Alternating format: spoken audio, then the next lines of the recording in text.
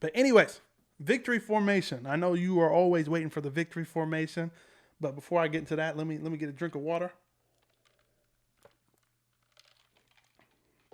All right, victory formation. How does this NFL network? How does the NFL network make up this top 100 list?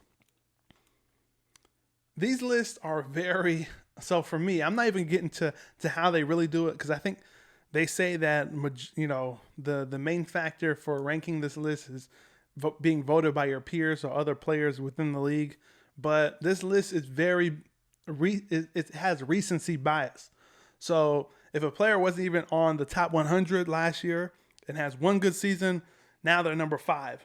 If the player was number 2, had a horrible season, now they're out of the top 100. So this is, we take the list for what it is. It's one of those lists where it's like, all right, it's cool to have, but like we know there's no credibility behind it. Like the ESPN list that they usually do for basketball, when they had Kobe Bryant ranked number 96 out of 100, near the second to last year of his career. Rest in peace, Kobe Bryant. And they had Dwayne Wade ranked 46. I mean, it was so disrespectful that ESPN, what they were doing with the basketball rankings. I mean, it was terrible. This is pretty close for the NFL. NFL Network, they need to do something with this because it's not right.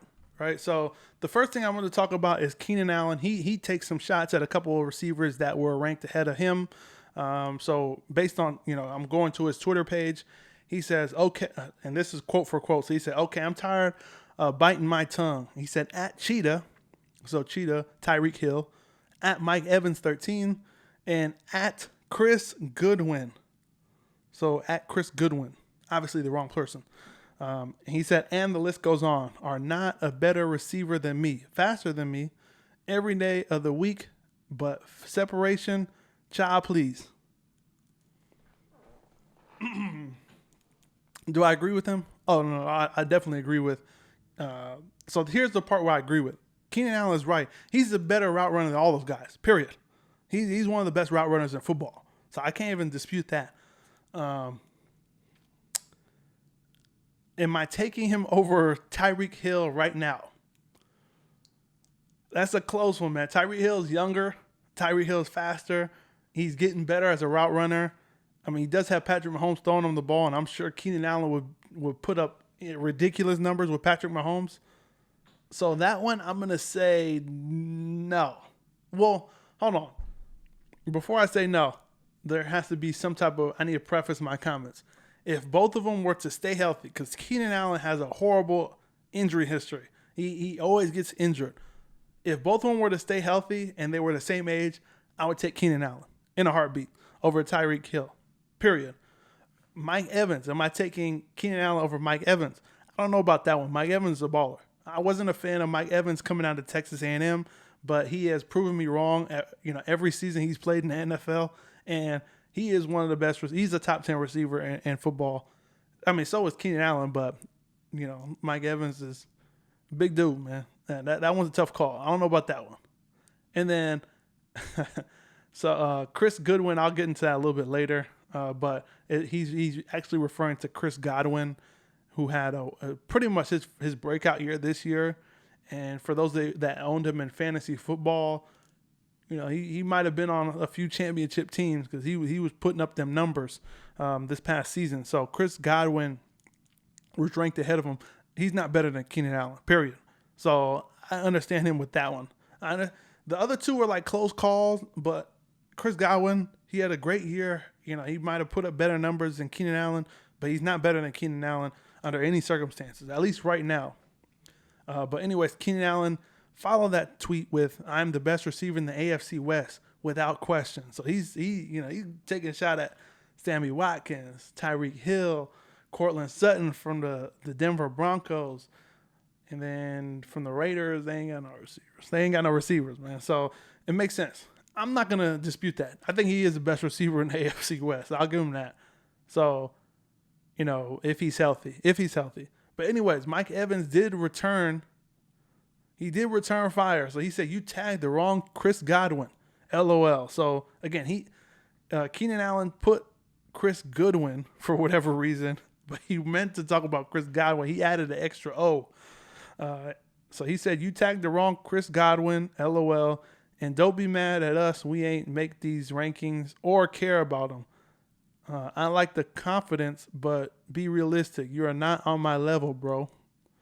I mean, those are some tough words, man. Those are some tough words between two men that are very confident in their skill set. So, I mean, I understand both sides. And Mike Evans, again, I would probably have Mike Evans ranked above Keenan Allen, but the other two guys, I don't know if I would rank them if healthy. And plus, Mike Evans had Jameis Winston throwing on the ball, so I'm taking Phillip Rivers, who Keenan Allen pretty much played with his whole career, over Jameis Winston every single week. And then Chris Godwin stated also on a tweet, he said, "Don't sweat it, G. Chris Goodwin ain't better than me either." So, he's basically making fun of him for tagging the wrong person, and for, he didn't even respond to what Keenan Allen stated, that he knew what Keenan Allen was saying, but subtle roast right there, subtle shot by Chris Godwin. And Cheetah, at least from my understanding, has not responded, and he doesn't need to respond, man. I mean, dude's a Super Bowl champion. He doesn't, these Twitter wars don't mean anything to him. The rankings really don't mean anything, but they could for contract purposes, right? It is what it is. But as an Eagles fan, I got to talk about these two being snubbed, man. I got to talk about these two. So Carson Wentz is left off the list completely. He's not even in the top 100, which everybody knows is ridiculous. So let's not forget that. Carson Wentz played with basically trash cans on the outside. Aguilar quitting near the end of the season. Alshon Jeffrey getting hurt halfway through the season. He had practice squad guys that were literally, not even on an NFL roster, weren't even like in a training camp. Like, he was throwing to those type of guys and still won the division, threw for over 4,000 yards, 27 touchdowns, 7 interceptions, and a 63% completion percentage. So Carson Wentz not being on the top 100 list is literally embarrassing for this list. It's embarrassing. And equally embarrassing is Lane Johnson not being on the list. Lane Johnson is one of the best right tackles in football, and he is removed. He's not even on the list. He's not even top 100. I mean, the list is literally, it has a lot of recency bias. Brandon Brooks, another one, ranked 98. I think he's the best right guard in football. Brandon Brooks, the best right guard in football, ranked 98. Like, what the hell is going on with this list? But Wentz, Lane Johnson are not on the top 100 list, and just based off of that, this whole list, it has zero credibility, and we shouldn't even be putting a lot of energy into it. So that's why when Keenan Allen's, shooting his shots, he's probably doing it all in fun, and he's probably upset because it's still a list that's getting put out there publicly, but it doesn't, like, no one really cares about these lists because they're a joke, man. They're like, clearly Mike Evans, Chris Godwin are like, we don't even care about these lists. Meanwhile, they really might. But I don't know. These lists are just very upsetting. Let me know in the comment section below if you know anyone that was snubbed or anyone that was put ahead of who was put ahead of players that they shouldn't have been. Who was put at elevated positions over other players that they shouldn't have been. I mean, this is an interesting conversation to have because, like I said, Wentz not on the top 100. I will have a list of quarterbacks that are in the top 100 in the next episode. We're going to go through every single one of them. I know Dak Prescott was. He can't even get a contract. He didn't even make the playoffs. He has a better team and couldn't get his team to the playoffs last year.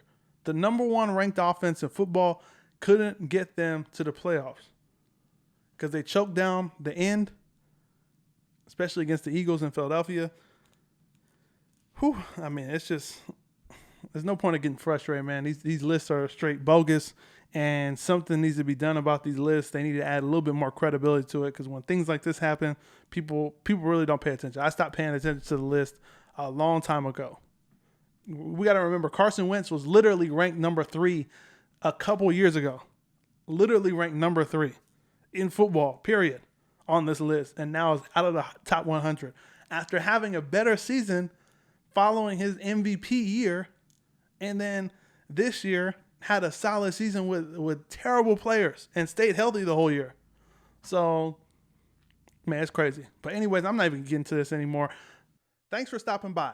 Make sure you guys hit that subscribe button for more fire sports takes. And for those of you who are on the go, make sure you subscribe to our full show, which airs every Thursday on Apple Podcasts, Google Podcasts, Spotify, and a bunch more. Until then, I'm chucking it up, and I'll see you guys next time.